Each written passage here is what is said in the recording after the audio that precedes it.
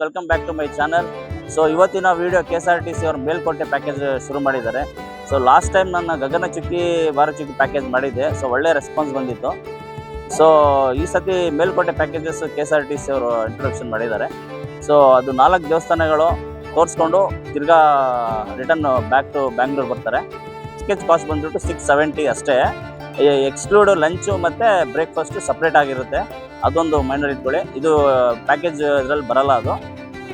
ಈಗ ನಮ್ಮ ಜೊತೆ ಡ್ರೈವರು ಕೂಡ ಇದ್ದಾರೆ. ಹೆಚ್ಚಿನ ಮಾಹಿತಿಗಾಗಿ ಅವ್ರನ್ನ ಕೇಳೋಣ.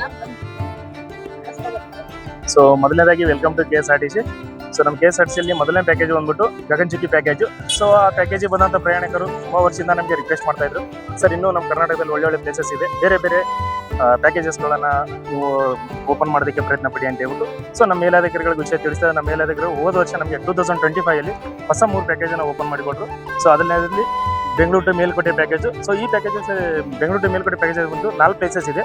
ಮೊದಲನೇದು ನಿಮಿಷಾಂಬ ಟೆಂಪಲ್, ಅದಾದ್ಮೇಲೆ ಅದು ಕಾವೇರಿ ನದಿ ದಡದಲ್ಲೇ ಇದೆ. ಸೊ ಎರಡನೇದು ಬಂದ್ಬಿಟ್ಟು ಆದಿರಂಗ ರಂಗನಾಥ ಸ್ವಾಮಿ ಟೆಂಪಲ್.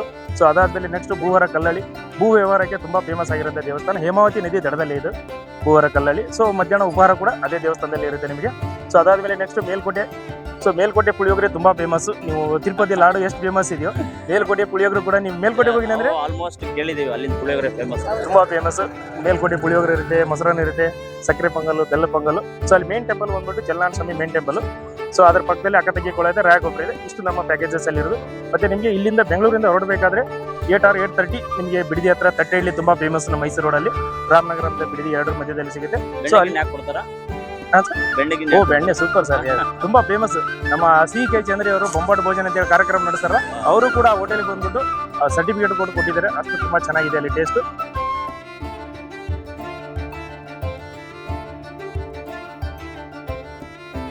ತಟ್ಟೆ ಇಡ್ಲಿ ಫೇಮಸ್. ಆ ಬೆಣ್ಣೆ ಹಾಕೊಂಡು ತಿಂತಾ ಇದ್ರೆ ಆಹಾ, ಬಾಯಲ್ಲಿ ನೀರು ಬರ್ತಾ ಇದೆ ಫ್ರೆಂಡ್ಸ್. ಹೋಟ್ಲ್ ಹೆಸರು ಬಂದ್ಬಿಟ್ಟು ಹೋಟೆಲ್ ಶ್ರೀ ರೇಣುಕಂಬ ಅಂತ.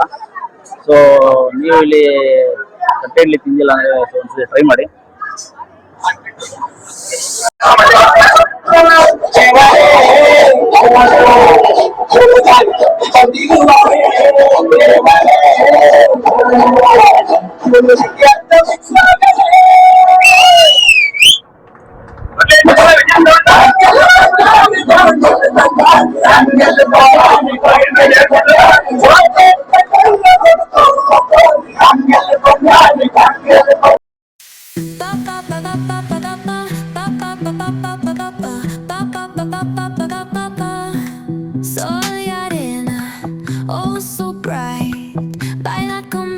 ಫೈನಲ್ ಆಗಿ ನಮ್ಮ ಪ್ಯಾಕೇಜ್ ಅಲ್ಲಿ ಇರೋ ಫಸ್ಟ್ ಪ್ಲೇಸ್ ನಿಮಿಷಾಂಬ ಟೆಂಪಲ್ಗೆ ನಾವು ಬಂದಿದ್ದೀವಿ.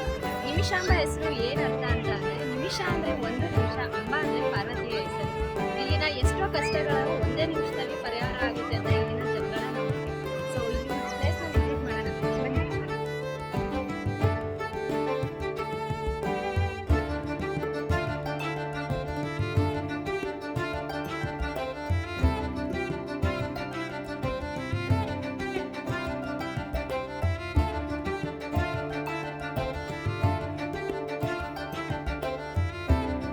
ಸೊ ನಮ್ಮ ಮೇಲ್ಕೋಟೆ ಪ್ಯಾಕೇಜ್ನ ಇದು 2ನೇ ಪ್ಲೇಸ್. ಇದು ಮೊದಲನೇದು ಬಂದ್ಬಿಟ್ಟು ನಿಮಿಷಾಂಬ ಟೆಂಪಲ್, ಇದು ಬಂದ್ಬಿಟ್ಟು ಆದಿರಂಗ ಟೆಂಪಲ್.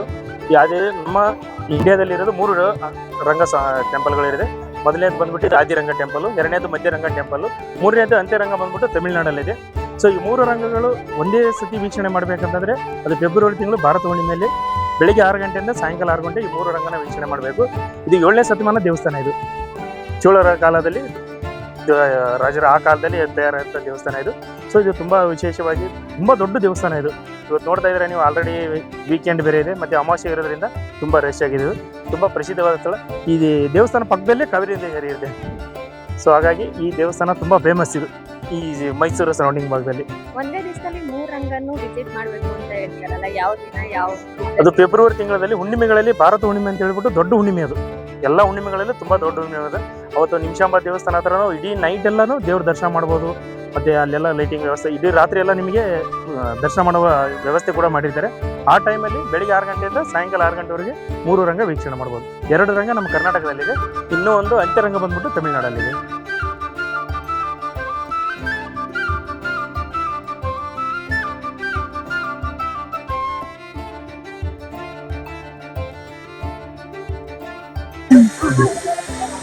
ನೋಡಿ ನೀವು ಹನ್ನೊಂದು ಪ್ರದಕ್ಷಿಣೆ ಹಾಕ್ಬಿಟ್ಟು ತಂದು ಟೇಬಲ್ ಮೇಲೆ ಇಕ್ತಿರಲ್ಲ ಮಣ್ಣು, ಈ ತರ ಒಟ್ಟಿಗೆ ಒಂದು 20 ಜನ 30 ಜನ ಆ ತರ ಇಕ್ಬಿಟ್ಟು ಪೂಜೆ ಮಾಡಿಕೊಡ್ತಾರೆ.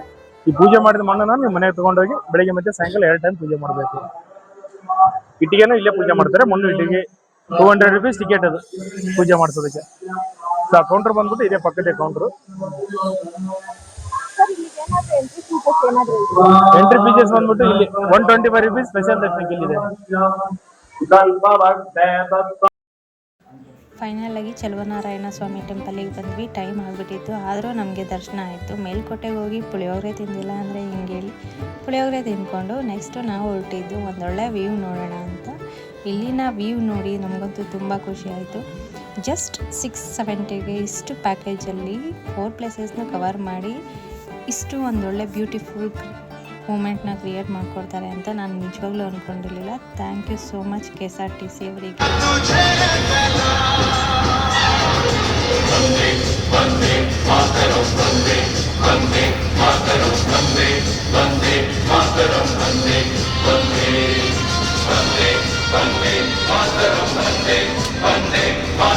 ಸೊ ಫೈನಲ್ ಆಗಿ ನಮ್ಮ ಜರ್ನಿ ಎಂಡ್ ಆಯಿತು. ನಮ್ಮ ಪ್ಯಾಕೇಜಲ್ಲಿ ಏನೇನು ದೇವಸ್ಥಾನ ಹೇಳಿದ್ರು ಅದಷ್ಟು ವಿಸಿಟ್ ಮಾಡಿದ್ದೀವಿ.